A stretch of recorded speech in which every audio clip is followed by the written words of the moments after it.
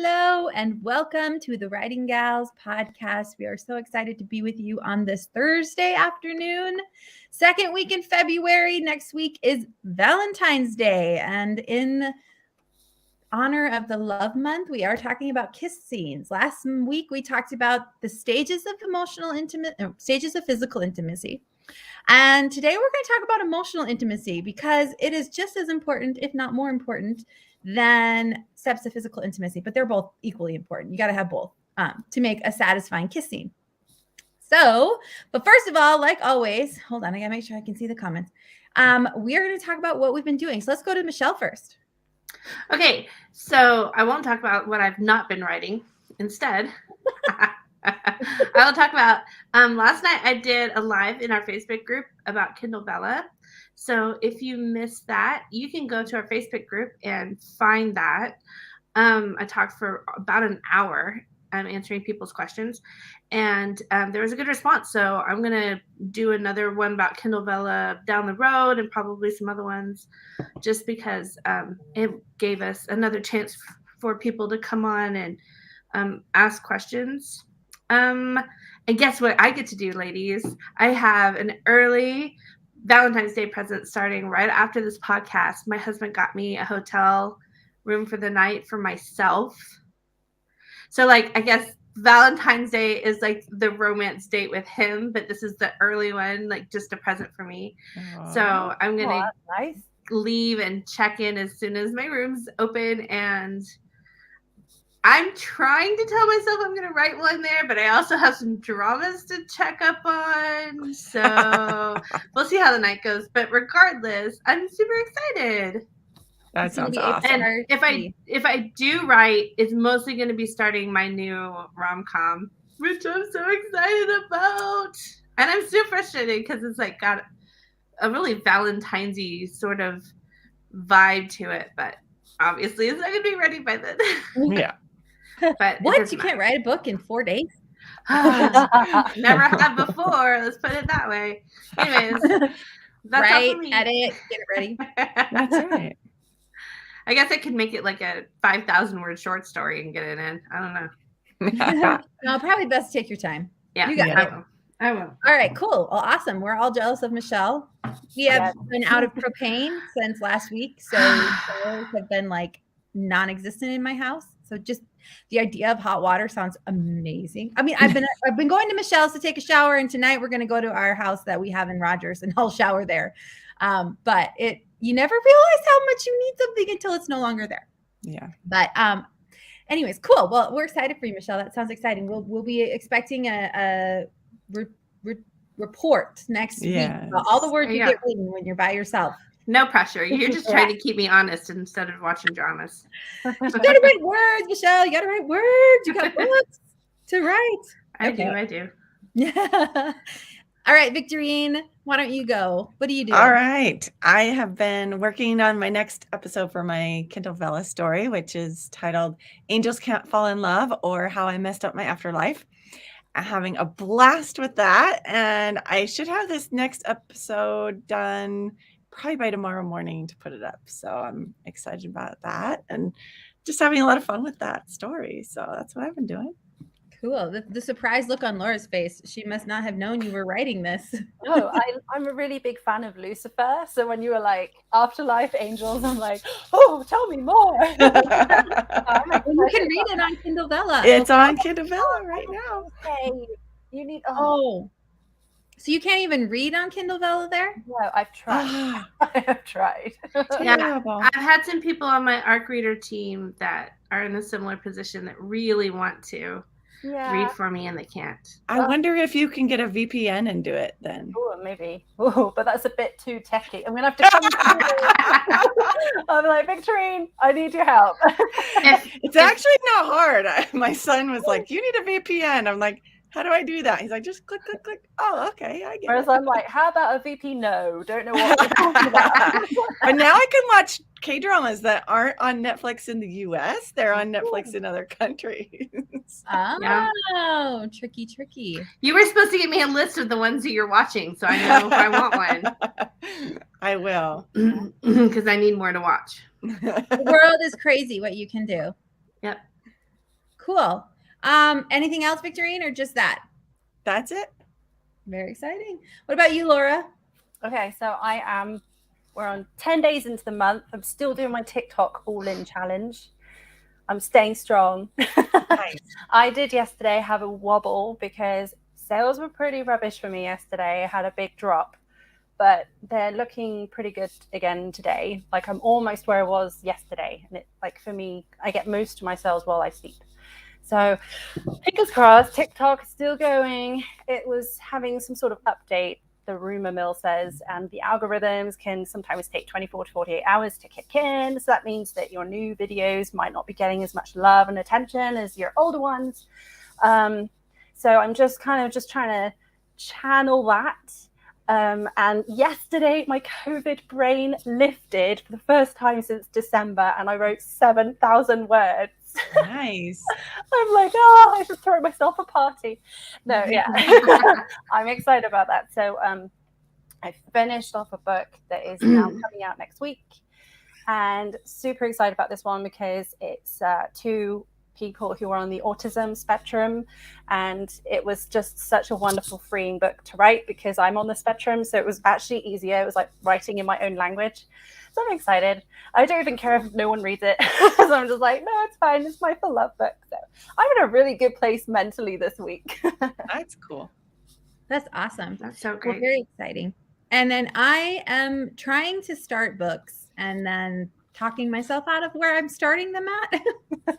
So I was going to do in a certain direction, and now I'm like, no, because, you talk a lot about like reader expectation, and I wanted to start my women's fiction story back when they were teenagers. But then I was like, all my women's fiction readers are going to be like, I don't want to read romance about teenagers. So now I'm not going to do that anymore. I talked myself, I listened to my own intuition and said, if I was giving advice to someone, I would say, save that for a one-off book that you want to do and maybe pitch to your agent. But I have heard so many times people saying with my YA, I just don't relate to those. And a lot of my women's fiction readers are older women, and I know they probably won't like that. So I'm going to ex-nay that as much as it was exciting for me to do, and I'm just going to stick with what I had written previously. But that I'm okay with that. I'd rather do that now than get invested in it and then also publish it and then have it not do very well. So following reader expectations within the genre or in the type of book that you have already established is really important. So I'm going to be writing that book soon because I'm like, it's releasing in May. And even though I've got lots of time, I'm so tired of publishing right to the last minute. And so I really want to get it done and to my editor, and then I can promo it for a couple, like a month and get excited. And I really want to start finding fans and finding people who love my books. So that's what I'm doing in my book world, writing world. But I'm also still kind of taking my Q1 thing that I talked about, how I'm not going to do so much writing as I am just trying to get all of the crap I have to do done. Like just updating books and updating covers, it takes me like a whole day to do 2. And that's like updating back paperback, making hard copy. I'm now publishing on all the other platforms that I've pulled my books wide to do, and it's been months since I put it up.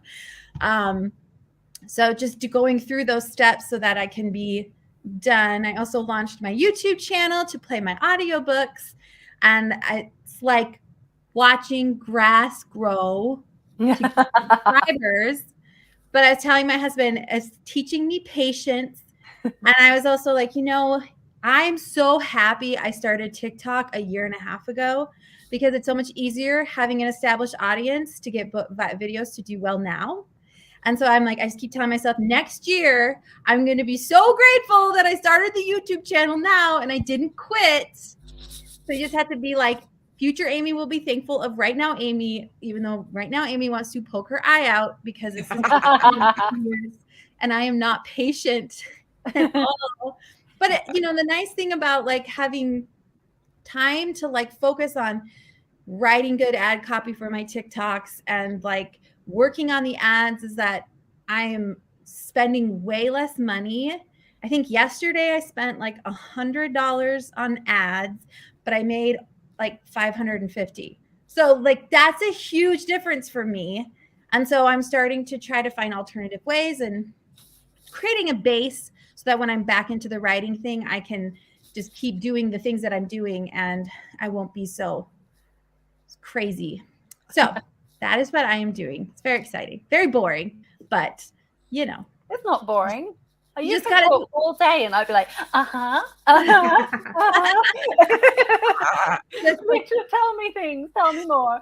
like listen to all the complaining. I swear, I'm not a patient person, and I think my previous ad spend would prove that I am not a patient person because I'm just like, throw money at it, and now I'm kind of being a little more particular about it. So, there's writing and the business, right? And then there's like fixing all your personal quirks that you have that you can't just like manhandle into doing what you want it to do. So growing as a person is a very important thing to do as well. I'm getting philosophical in my age. So That's right. All right, let's talk about emotional intimacy. So we had the stages of physical intimacy, but I think we need to talk about super important emotional intimacy. So who wants to tell us what emotional intimacy is when it comes to a kiss scene or any physical scene that you have? Someone wants to take that? I'm trying not to talk so much today. It's kind of like a goal of mine. Well, for me, emotional intimacy is all of the things that you have put in the book before the kiss scene, where they are being vulnerable with each other, where they're sharing, emotions with each other, where they are opening up. And you want to show that progression. You want to show that they're not there yet when they first meet. You don't usually have a character who they say, hi, let me tell you my whole backstory, and spill all their baggage to the other person. What you want that to come out slowly over time. And that's what I think of when I think of emotional intimacy. Yes, that's perfect. Although when I first meet people, sometimes I share too much because I get nervous and I just talk. And so people to tell me to stop talking. So I would probably be like, not that person. So I want to talk about the 5 levels of emotional intimacy. So and the first line of this says emotional intimacy can result in great sex, but it is not. So just keep that in mind as you are thinking about emotional intimacy. And it's like that time when you're expressing, you're sitting down with somebody and then they're telling you about somebody that passed away in their family and they start to cry. And your first instinct as a person around them is to pull them into a hug or to hug them or to touch them. Yeah. So I honestly think emotional intimacy is kind of the start. I mean, you have look and voice, you have eye to eye and voice to voice, which are kind of something you do with everybody. Like, obviously I look at, Michelle and I'm not like, ooh, I want to touch you now. Like, that's not the level of intimacy that I'm going to go with. You're muted, Michelle. It's probably a good thing. But it's those defining moments that you start putting your characters into that are going to lead to them out of this first stage, which is safe communication. So, Laura, do you want to talk about what safe communication is? Yeah, so it's like the polite chit chat kind of, what do you think of the weather? Also, what do you do for work? Or have you watched that TV show? It's kind of how you would talk to somebody at the checkout or at a restaurant, just somebody who you're on that kind of very polite level with, and you don't necessarily overshare. Although some people like Anne-Marie might overshare in the polite stage. She just goes through that stage really fast. Okay, yeah. It's like, yeah. But I also think about it too. So like we were in the drive-through a couple days ago and my husband's driving, right? And so he's giving the money to the guy and collecting the food. And the guy just kept talking about my husband's arms and how muscular they were and if he worked out. And it's like, this is a stage of emotional intimacy that you have not been granted access to. And now I feel extremely uncomfortable. My husband was just like, yeah, okay. And then because when you enter these other levels, these higher levels of emotional intimacy, you start to wonder, like, are you hitting on me? Are you just really chatty? Like you're my drive-through person. So really you're just supposed to hand me my food and let me drive away. So like, or when you're in the checkout, don't you hate it when you're in the checkout and the person is super chatty and you're just like, that's not what I'm here for. Please stop trying to be my friend. We're not friends. So like the first level is like what she said. It's just a very safe level of communication. And there's also no risk of rejection, which I like. There's just no like, I'm going to put myself out there and then they're going to shoot me down. It's just very base small level. talk. It's just small talk. And yeah. Okay, so level 2, opinions and beliefs of others. So go ahead, Victorine, what does that mean?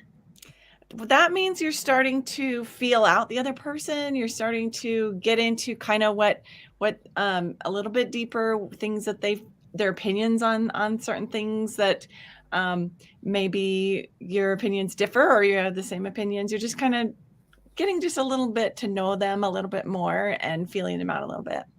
Do you have any experiences or examples, like maybe in your writing or in your personal life? So with this stage, I love to look up like what to ask someone on a first date. There's tons of lists online about that, and you can go and just get some ideas of what your people can talk about as they're feeling each other out and just kind of getting to know each other a little bit better. And so that's my big tip for that stage. Well, and I think too, have you ever like met somebody and then you don't really have any like deep level conversations, but based on like what you see and some things, little snippets that you hear, like there's this one person with my husband. I'm like, I don't think that person and I will ever get along. And he's like, why? And then I kind of listed it off and I don't know for sure. It's just like that. You put those feelers out. I had another example with a friend. And I was like, I thought she was gonna be like this perfect, like straight A girl, right? And I was like, I don't know if we can be friends. So I just like put a feeler out about like, yeah, someday I'd like to get a boob job. And I waited to see what she was gonna say. And she was like, oh my gosh, me too. And I was like, we can be friends now. We need to be friends, because some people are like, oh my gosh, no, I could never do that. Like, blah, blah, blah. And I'm like, I want to do it for me because I had 5 kids, that sort of thing. So you put those little feelers out and see, okay, how much farther am I going to take this relationship? Yeah. Do we have You didn't ask me if I wanted a boob job. Like there's certain people I'm just not going to ask because it's not even a question. You said a lift. So, some sort of body surgery. From the 8 years of nursing babies. Yes. No.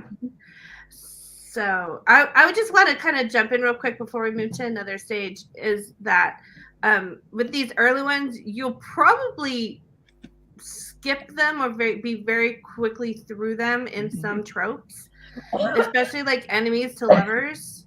Like with an enemies to lovers trope, you're not going to have like the safe conversations. You're probably not going to like spend like how are you today kind of stuff with an enemies to lovers thing. And most of the like conversations about their opinions and beliefs is going to be in the form of like an argument. It's going to be something like where you're learning about them and kind of testing out where they stand on things, but it's not going to be in a warm fuzzy kind of way necessarily, but it's all sort of like adding up to like when they do have that emotional turn towards, liking that person, all of that knowledge is going to be there for them to apply to their relationship. But I will say that there is a very important difference in an enemies to lovers relationship at like level 2 stage, is that if I really don't have any interest in somebody, I'm probably not going to notice anything about them if I can get away with it. You know what I'm saying? Like, you just ignore them as much as you can. You don't care. And so, like, by making your characters care, even if it's in that irritates me way, you're showing that there is potential for more there. So it does get tricky depending on, like, especially like the alpha male and the boss CEO thing can kind of be that way too. So just be aware of how the tropes that you're using are going to impact how you show these early 2 levels of emotional intimacy. And I think too, like in importing some of these situational, so like he's a hard-nosed boss and she's just been hired, but then the nanny brings the daughter in. So like giving other conversations that they can kind of see them, or like, oh, maybe I misunderstood, because yeah, he was mean to so and so, but he's really soft with his daughter. So there's something more to him. Or like they're enemies to lovers and they argue, and then she says something maybe not derogatory, bad about her body, and he jumps in and is like, that's not true. So like there has to be these certain moments where they're like, wait, what? Like, oh my gosh, that makes me think of some very popular universal fantasy stuff, like just what people like. Is that like the CEO or the alpha guy or the billionaire or whatever you're writing, like everybody else is going to see him as this perfect image in his corporate office with all of his walls up and his, you know, the way he presents himself to the world. And then you can show your main character seeing him in a different way, seeing him when he is like sick, or when he's not dressed in a suit, or when he is somehow showing himself in a way that only she sees. Yes, that's and good. So that's a new way to, like you kind of like mentioned, that's what triggered my thought, to show them in a different light. And so the things your character is able to see about them at this level is going to be different than what anybody else can see. Well, it's emotional intimacy and communication, not just a verbal thing. It's very much a, what do I allow you to see of me in vulnerable situations or vulnerable things in my life that I don't want. Like CEO has a daughter, probably not going to be showing her to every girl he sees. So this is an emotional part of him that he's not going to reveal to her till later on. So in the two emotional intimacies that we talked about, where do the physical, because they're combined, right? You got emotional and physical intimacy. So we got the first one, which is safe communication. What type levels of physical intimacy are appropriate in that level of communication? Do you guys remember what the stages were? The levels? No. Are you gonna make me pull them up? I don't remember Well, what like order they're eye to in. eye, without right? looking. Eye to eye and eye to body, those Voice type to of voice. things. So that would be safe communication level, right? It's like also like think about it with you meet somebody and like you're first kind of standoffish, you're just kind of looking at each other, gauging each other. But once you get to that next level of communication where you're like, oh yeah, you do want a boob job, or you're okay with that, so let's be friends. Then you're more comfortable to touch like a shoulder, you know, or like kind, you know, shake hands, hand to hand, hand to shoulder, I think is one. But I think this is also the stage where you're going to start pushing the boundaries a little bit with like the accidental touches, or like taking something out of their hair, or like, you know, like just starting to like, so when he says like hand to body, that could be like this whole like an elevated level, or it could just be like you said, like touching their shoulder for some reason. And so you're just starting to really push those boundaries, I think, in those subtle ways. You're starting to bring the characters closer together. So like pulling something, like I love in movies when they like guy that's really close and the girl's kind of like, okay, you are now invading my space. We have not had this high level of emotional intimacy. And then he'll be like, he'll pull something out of her hair and then walk away. And then there's going to be a difference later in the book when like that was for like a very like practical reason. And then later when he does it intentionally because of emotions, it changes the impact of that level that they're in. Yeah, and you can have fun with levels. So you can have it where up until that point they've kept it quite formal. So I'm in mafia romance mode. So imagine he's just seen as this guy who's very scary. He's a real macho guy. He's a bit of a jerk, actually, and he's horrible to the female. And then someone else, another guy, comes in and starts making a move on the female, and she's getting uncomfortable, going, no. And then the mafia guy comes in and like he just like pummels this guy and grabs her into safety. And that touch where like he gets her waist or her hand and pulls her away, and then he just like gets close to her ear and growls something like, only I'm allowed to treat you like that. And it's like, that's the universal fantasy. And it's like mixing that, because you can have the more intimate touching, but he's still keeping those barriers up where he's not letting her in. Exactly. Perfect. Okay, so let's talk about personal opinions and opinions and beliefs of others. And this is personal opinions and beliefs. So you're kind of feeling out like, do you believe the same thing I do? So Michelle, can you talk about then when you start to feel comfortable sharing your own? Yeah, so I've finally sort of put them in a box or labeled them as somebody that you feel comfortable opening up to a little bit more. And so you're going to start to reveal sort of like important things to you, but not your most secret, precious things. So you're going to start doing like having conversations that could really alienate you from certain people. And so there is risk involved, right? There's the risk that maybe what you share is going to be too much, or it's going to turn them off, or cause conflict of some way. And so that's why it's level 3 and not like level 1. It's the risk factor that they could walk away at some point. And so, like in your relationship, in your story, this is where you're going to start having moments where they have conversations, I think, as much as anything, where they are able to have time alone and safe spaces where those things can come out. So you start seeing a lot of these conversations happening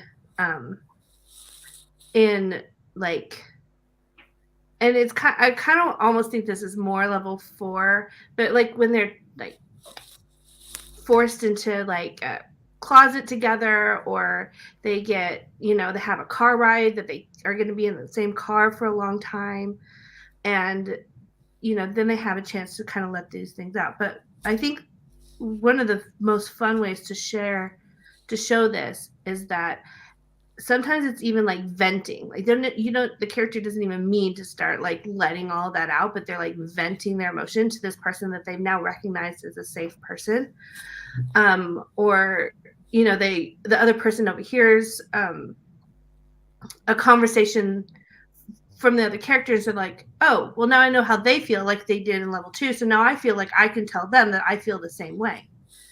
So you start feeling those. And I like to share a lot of that, like after that happens, to have that person internally think of that person as a safe place, a safe person, and also have that person be who they want to tell when something happens, right? So once you start sharing and opening some of yourself, then it keeps coming. Like at that point, if it's accepted, then there's more. And so like if there's something exciting or bad that happens in that person's life, just have them think the first person they want to tell about it is, the other love interest. And then that communication starts happening where they remember the details about each other. Nobody else knows. They start to be able to communicate without words. They start to know what the other one is feeling or needing without any kind of signal or expression of any kind. They just are starting to have that connection where they can, oh, her blood sugar is going bad, and she told me all about how frustrating it is to get through a long day at the office because of her blood sugar. So I'm going to like leave a piece of candy, on her desk, or something like that. So you start seeing those little intimate exchanges of communication, like, I see you, I know what you feel, you know me, and there's that connection that's really starting to bond. Mm-hmm. I think it's super interesting. Like, I just even talking with you guys, it's like, first, like the first one is you ask a question because then you can control the situation and you're gauging what the other person is going to say. So you're saying like, do you like this? And then they can say no. And then you haven't shared anything personal about yourself. And you can then decide, okay, my response to them is going to be, oh yeah, no, me neither. Or, oh yeah, really? You do too?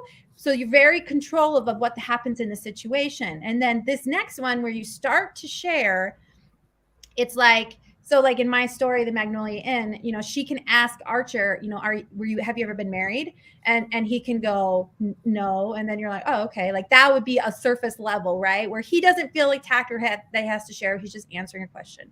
And then she can say, oh, well, I'm a divorced, that would be that level. And then saying, I'm divorced because my husband cheated on me. He didn't think I was worthy, blah, blah, blah. That's way more intimate. You don't have enough time to pull back and protect yourself than just stating kind of more like a fact or starting to share a little bit about yourself. Yeah. Also, it's super important to have, I think, in any relationship, one person who's more talkative and more willing to ask the questions than either person are just kind of like, I'm just going to wait for them to ask something about me. And then you're just sitting there. And that's where you get like dead space or not exciting. So you also kind of have to figure out which in the relationship is going to be that person who's going to instigate the emotional intimacy more. One situation I've seen in dramas a lot is like the revealing of backstory and just in general, like especially with like pictures of people. I see it's a very common trope where somebody has a picture of somebody from their past that is somehow triggering or tied into their big emotional baggage. And so in the first stages, that person would like hide the photo or put it face down or something so that person can't even see it.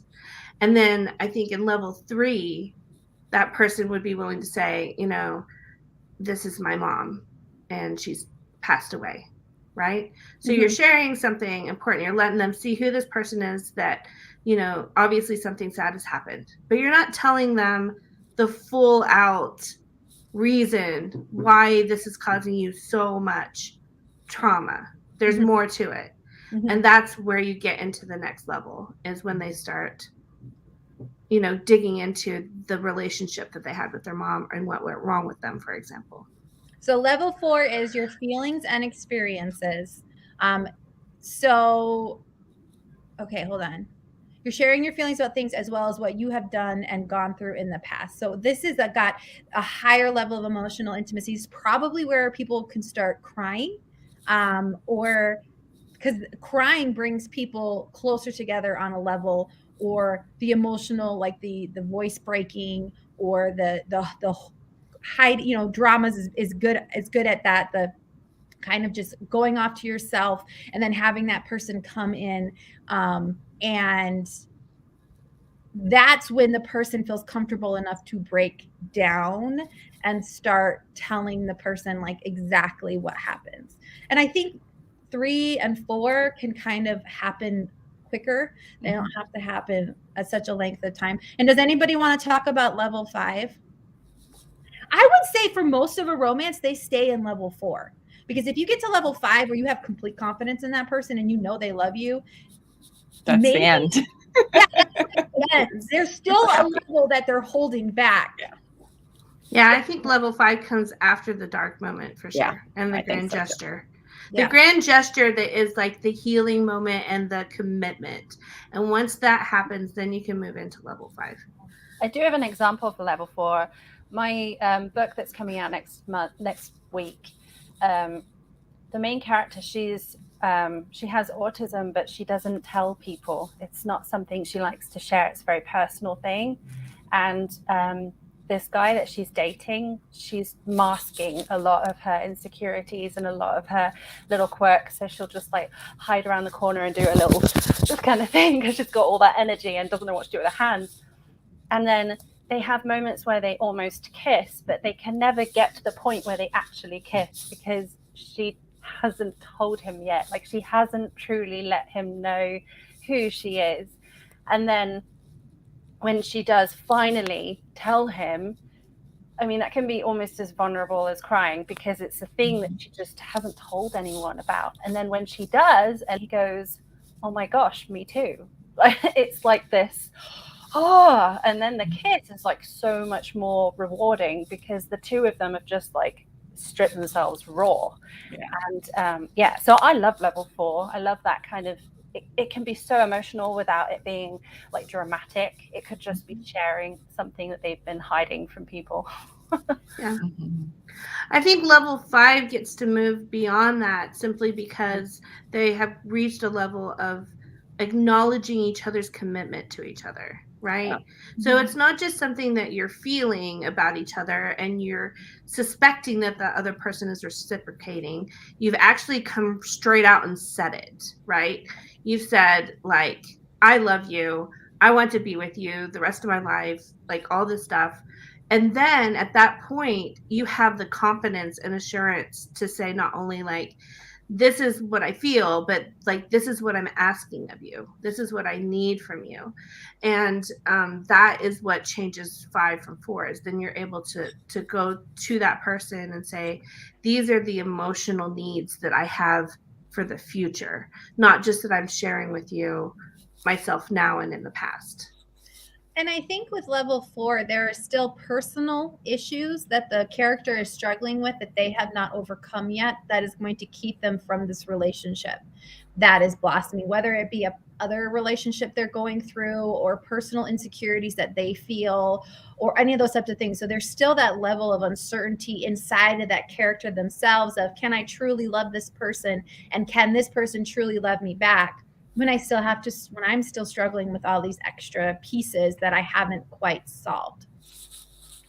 Perfect. Okay. So those are the levels of emotional intimacy. So first of all, I want to cover the best friend trope, because I feel like with the best friend trope, we've got a lot of these emotional intimacies already established.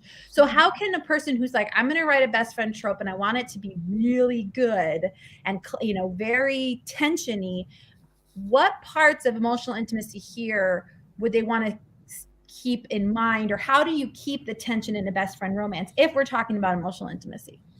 Well, the easiest way is to have one of them secretly have a crush on the other one for a really long time. So then it's like to the point where that tension is building, where they're like, I can't keep it in any longer. I love you. That would be a level 4 that they have not confessed. Right. That they have held. So they're afraid to lose it. Right. So there's in best friend, there's him always loving her, her always loving him, and neither of them liking each other. So, like, one of the things that you really play with, I think, in the friends to lovers trope is that you're going to be in a different stage with physical intimacy than you are with emotional intimacy. With emotional intimacy, you've kind of like closed the gate at a certain point emotionally, and you're like, this has to shut now because we're friends, and it's not going any further than that. And physically, there's going to be more touching than there normally would be between people that are stopped at that emotional level. Does that make sense? So it's kind of like the siblings that you grow up with. I've noticed this, like with my own siblings growing up. There were 5 of us, and we were always like puppies in a basket, like just crowded in on top of each other, and you don't notice if somebody's leg is flopped over yours, or if somebody's squishing your leg or your foot or whatever until it annoys you. But it's not like, oh my gosh, they touched me, and you kind of do that with someone that you're not completely secure with. You kind of are very aware of when anybody is touching you. And I think with best friends, there's going to be that, like, you're used to like your shoulders brushing, you're used to like handing each other and your fingers like touching each other, and a lot of those tricks that we use to like show, like, you've had such a long history together that you've touched in those ways so many times. You've probably hugged each other, you've probably like touched each other's hair, fixed each other's hair, you've helped them with buttons and collars and all kinds of things. So what you have to do is that you have to find a way to take those same moments and show that they're normal, and then something has changed. So they do the same thing that they've done before, but now you're going to amp up the tension between them. And you're going to show that like they're helping each other like fix, like tuck in their tag, but now that character is going to feel every touch of their finger on the back of their neck. Right? Yeah. I think that's definitely key for friends to lovers, is showing the change in their relationship, especially like at the inciting incident. Something in their relationship has to change to start off the story. And that's what you're showing throughout the whole progression of them is their changing relationship. Their change of awareness of each other and on a different level, where it's becoming that chemistry laden, attracted sort of awareness, instead of like, you're just my safe person. That's why I love pairing it with fake relationship. I did that with Love Me Like You Mean It. It's one of my best sellers, and I just love it because when they finally kiss, which best friends never kiss, that's when it can introduce this like that kiss felt like coming home, and then it wakens up all of those sensory things. I think Exactly. that's fun too with best friends when they start to, they basically slide back down. They're at a level 5 as a friendship intimacy, and all of a sudden they're way back to like, how do I act? How do I say? What do I say? You know, you always get the other character going, what's wrong with you? Why are you being weird? And then maybe he goes in to like tousle her hair. Don't touch me like that, because she's back down at the beginning level trying to navigate what do his touches mean. So she wants him not to touch her. So it's very much of a backsliding, I think, of all of those. She's like what you said, hyper aware, but also they have to now, they're on a different mountain that they now have to climb and figure out, let's go through these stages of intimacy to figure out, are we going to be friends, or are we going to stay friends, or are we going to be not? But most of the time you don't stay friends. You normally like, oh, you broke my heart, so we're done. Perfect. I was going to ask something else, but I can't remember. We have a question here, so let's show it. Can you have an inciting incident like an illness or car accident to kick those feelings into higher level? I think she means like friendships. Yeah. I think especially with like a car accident or an illness that you think you might lose that person is how, or just the fact that they maybe have to like care for that person and spend, you know, a lot of time in contact with them in a different way. But yeah, so you can do that. But there's lots of inciting incidents that can like lead you down that path. It could be the introduction of a second love interest coming in to like spark jealousy or to make them aware of how they've been feeling all along. There's a lot of things you can do, but you definitely do have to, like, any inciting incident is you open showing where they are, and then something comes in to change everything forever. Yes, they can never go back to where they were. No. You want to establish the best friend trope pretty heavily. So I wouldn't do that, and I wouldn't have that be. That would be the changing point in their relationship. I don't know if I necessarily have that, because I always think the inciting incident happens like chapter 1 or 2. So I don't think that's quite enough time to establish a best friend trope. I would probably have that. What I would probably do is have that later on in the story, where the inciting incident is him getting a girlfriend. And that scene, so now all of a sudden she's like, who's this girl and why is she invading on my friend? And then feelings, she starts denying, something happens to him, car accident, boom, I love him. No, what the crap do I do, because he has a girlfriend and he's my best friend. Like, that's how I would. You can do it as an inciting incident as long as it's only going for one of the characters. Like, if only one of the characters starts catching feelings, then you can go with it, because there's still a lot of progress. Like the point is, there can still be like all the conflict, and that other person's feelings are still a big question mark. So you can do it, but I mean, there's easier ways to do it. Sure. Perfect. And then the other thing I was going to ask you guys, but I can't remember what it was going to be. Does anybody have anything else they want to add to emotional intimacy? I kind of mentioned this before, but like, I think characters move into level 4, those real bare your soul kind of moments, almost when they are forced to, like, because I said, like, that's when you see all the tropes, like they get trapped in a cabin in a snowstorm, or their car breaks down, or they get trapped in an airport, or stuck in a closet together, because then it's the proximity, like the forced proximity thing. And if you do it on the tail end of something that's really happened, a big, like, rising action beat where something big just happened. So it's basically like a scene, and then you follow it with the sequel, and the sequel happens when they have like this forced proximity in a private space. That's how you can really make those bare your soul moments happen. And I would also like to say, like, the things that people really like about those moments become tropes in themselves. And if you start watching dramas and reading books, you start seeing, all of these tropes happening. And then one thing that we can't really show is the way they look at each other. So, but we can describe it the best we can.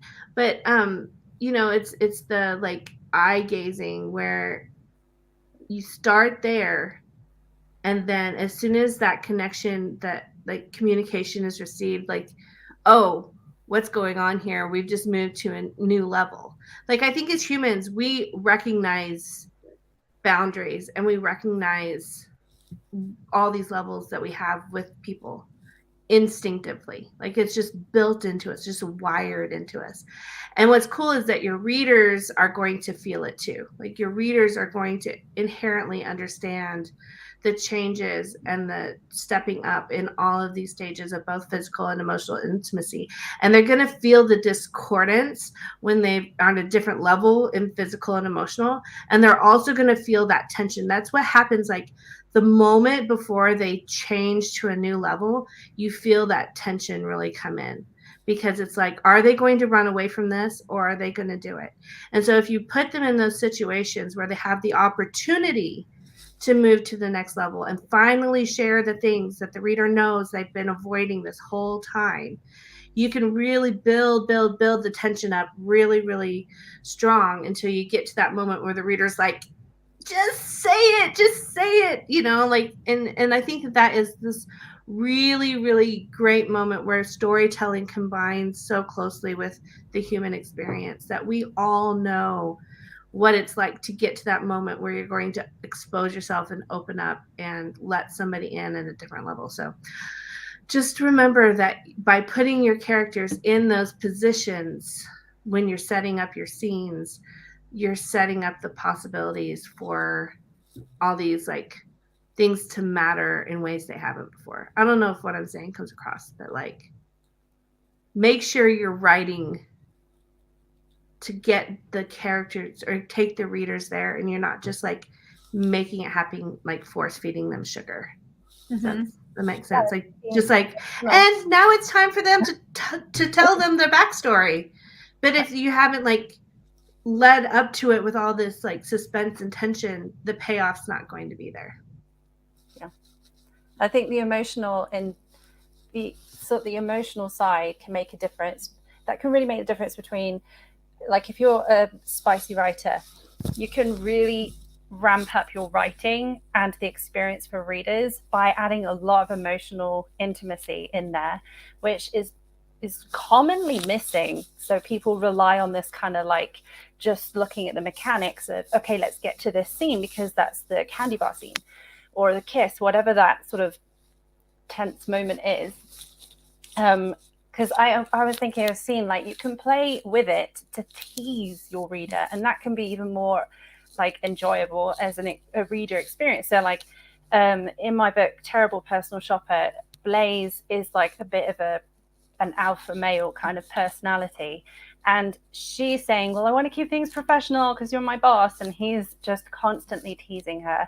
And there's a point where the tension is so crazy high, and he's taking like a step forward, and he's like, tell me how you feel. And she's like getting all nervous, and she's like saying nervous, and then he takes another step and he's like, tell me how you feel now. And you can just use that kind of, they're not even touching, but just like his body language and asking her, what's going on inside your mind? I want to know, tell me. And you know, it's just so cool, because a lot of people will just be like, okay, now kiss.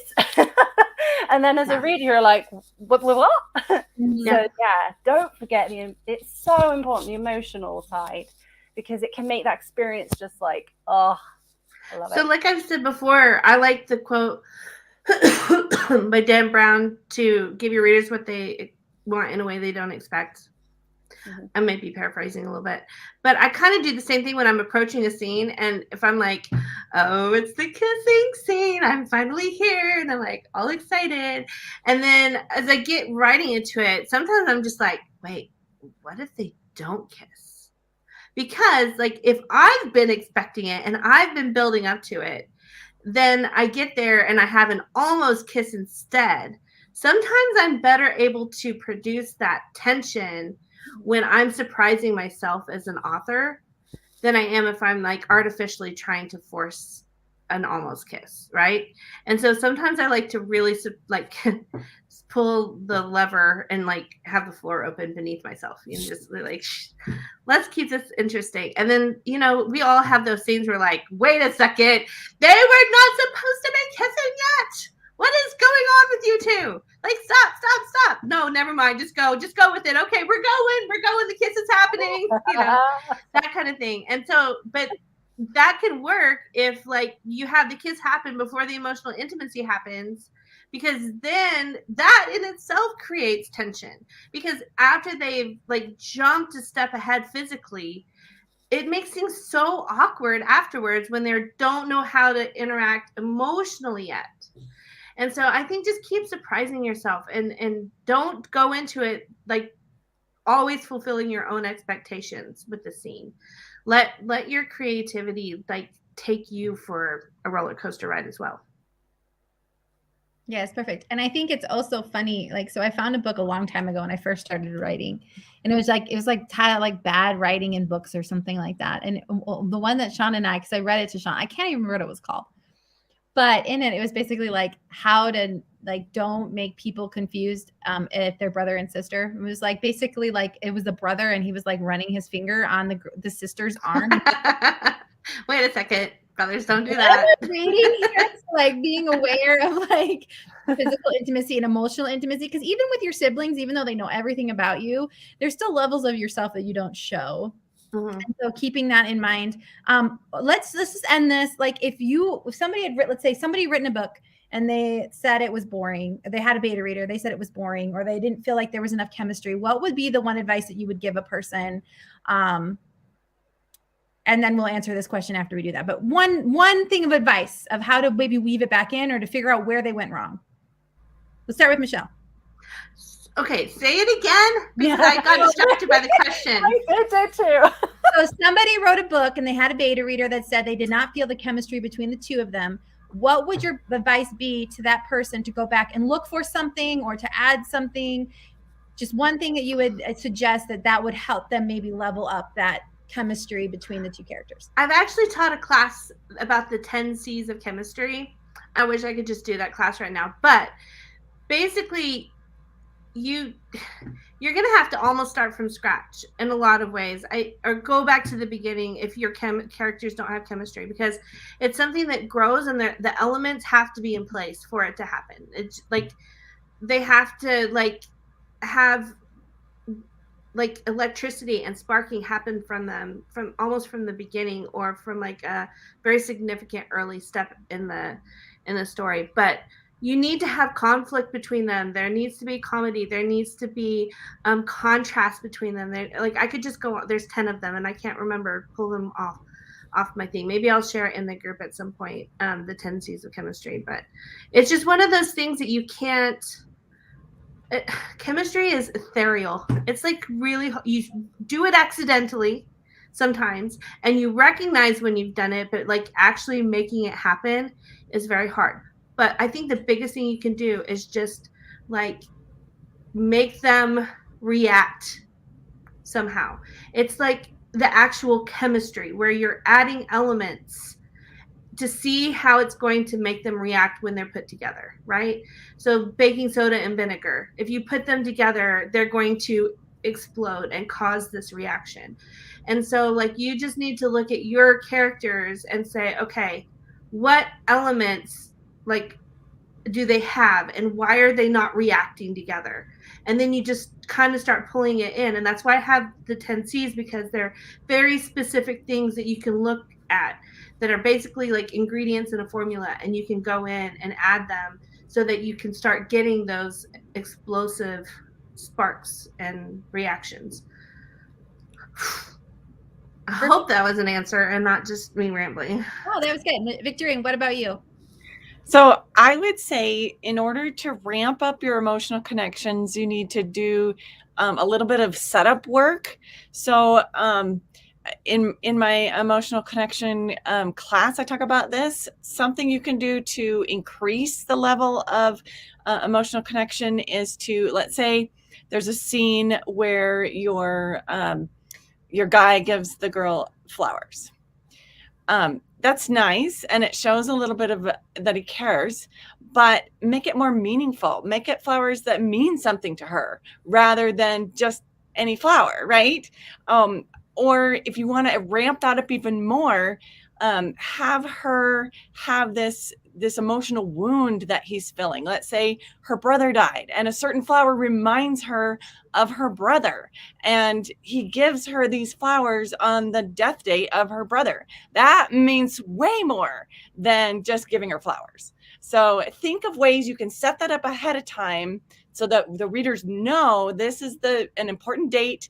This is what she's thinking about. And then he does something that really makes that meaningful to her. Perfect. What about you, Laura?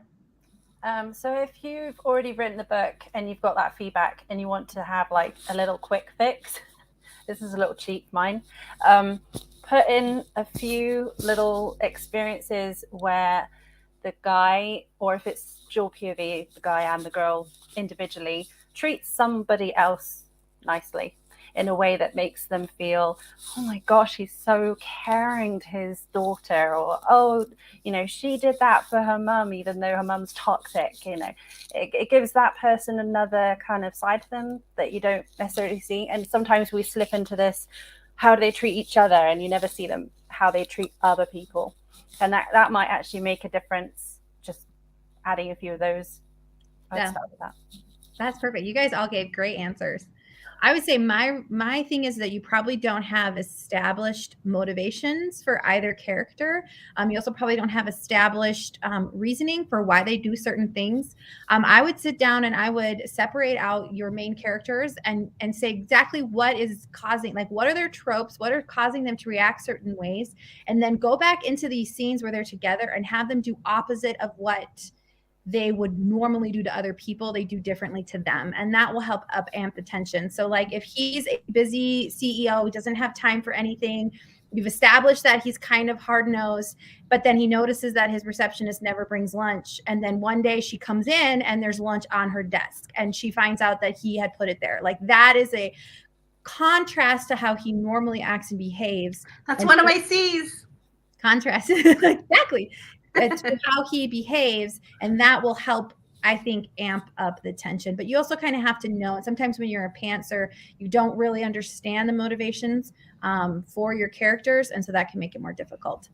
So we have one more question here. How do you build an insta-love since they might kiss and fall in love anyways? I'm not quite sure what they're asking here. Do you guys? I do, and I love this trope. Can I just say, I don't get why people hate on it because it's my real life story. It's only people who have insta-love as their real story get insta-love. Yeah. I'm just gonna say. Because me and my husband, like literally the second we met, I knew I was going to marry him. I was like, him. And then it was just, so insta-love, so I think what they're talking about is if you have insta-love, you go through all of the stages of emotional intimacy, like at the same time. And then it's like, well, you've got no story left. So normally you want to have like an external thing come in. So it'll either be an ex or it'll be a meddling mother-in-law and you don't really want to deal with his family. Or it can be, not that I'm being personal, I love my in-laws. Sure. So funny. We'll keep your secret. Or it could be that he's insecure because he's come from, oh no, this is too personal. I just realized I'm thinking of all the reasons. Well, the thing is, it's like the people that I know that have had insta-love happen in real life, my personal examples, they didn't have a lot of conflict. Like they just were able to like be happily ever after. But this is what I think makes insta-love, the only way I like insta-love is a forbidden romance. Like that's the only time it works for me. And it's because it's not just a conflict like you would have in any other romance, but it's like the ultimate romance. Like it cannot happen. There is no possible way that these two who are madly and instantly in love with each other can ever be together. So that's my personal thing. If you want to write an insta-love, even if they kiss and fall in love, like you have to just ruthlessly rip them apart. And there has to be this huge gulf between them that they cannot cross until, of course, you make them cross it. I have a book, Who Wants to Love a Billionaire, total insta-love. And then he's going home and then he gets passed a note by security and says, this has been left and it's addressed to you. And it just says the words, walk away now or I will destroy you. And the whole story is just like this anonymous threat that just wants them apart. So fun. I love it. I love it when you have Insta love is great. I love that trope. It's funny because I watch a lot of Asian dramas, and they believe so much in fate and destiny, and they have a lot of like insta love tropes, but it's usually in some kind of fantasy where they cannot be together, or they're so divided by social class that the world won't let them be together. And so, yeah, it's not impossible to write a good insta love. It's just you have to understand that since there's no conflict ever between them at any point, and like you said, they go through all those levels super fast. You have to pull them apart. Well, it's majorly. It's why Paranormal and like Wolf Shifter works so well, because you get a lot of that fate and insta love thing, but then the forbidden romance between a Wolf Shifter and a human, or a human and a fae, or a human and a vampire, like you can go through those and have those desires really quick. Another one is that I don't see a lot, but it makes me think of Crazy Stupid Love. Oh no, Crazy Asian Love. What is it called? The Asian one? Crazy Rich Asians. Yeah, thank you. All these titles that are just like verbs, or nouns or whatever. Adjectives. Yes. Anyway, I obviously passed grammar. Did that. But like it's like that trope, whereas they are in a relationship, and then they have to break apart. So that as insta love and tropes of currently in a relationship and then break apart during the book and then come back together. But again, it has to be some level of communication that was not brought across to them to get up to this emotional and physicalness that they're going to have to. And that's like a lot of steamy books too. They rush a lot in the beginning and they get to the sex part, and then you have to bring them all the way back down and build it back up. There's something has to be believable enough. Another reason why we also hate, they just have to have a conversation and then all the tension is gone, because that also doesn't build that emotional intimacy, because it's just a conversation they have to have. It's not that person who has to actually get over a personal hurdle to express the feelings that they have that will then create great tension and then a great release. So you're so right. Second chance romances can be insta love, as long as like it's like very, very beginning and then before the story started even. Yeah. Perfect. All right. Well, we're going to call it because it's 3:00. We're super excited to talk to you guys about emotional intimacy. I hope this has been helpful. Next week, we're going to talk about the actual mechanics of kiss scenes. And then the week after that, we're going to talk about universal fantasies, because they are my favorite. So lots of fun things to stick in your romance novel. We hope you have a great week and that you get lots of words and make all the money and just enjoy life. And happy Valentine's Day. We'll see you guys next week. Bye. All right, bye. Go